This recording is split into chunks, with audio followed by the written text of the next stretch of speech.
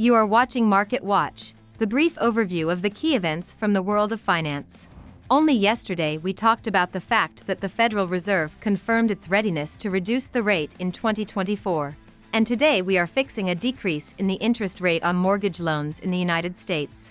Recall that one of the main drivers of the world's largest economy remains the real estate market, which in turn depends on the mortgage rate, which fell below 7% for the first time since August this year. On the one hand, this is a good signal for the economy, but on the other hand, it indicates the presence of structural problems or at least their expectation in the near future. Most likely for this reason, the US dollar continued to decline on Thursday, and key stock indexes slowed growth.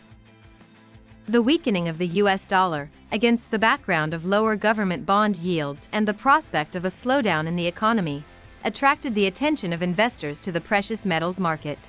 But yesterday we saw a clear weakness of gold buyers above the technically important resistance level of $2,040. The resistance zone of $2,040 to $2,050 per ounce is a very important technical and psychological barrier to buyers.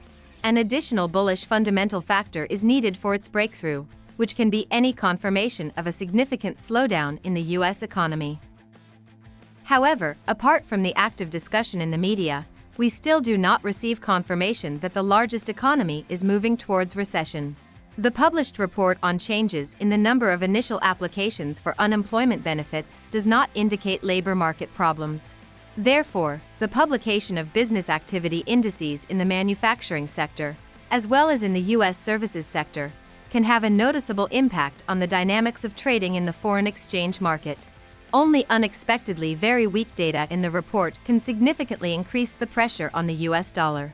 But according to relevant experts, it is not necessary to count on a significant decrease in business activity.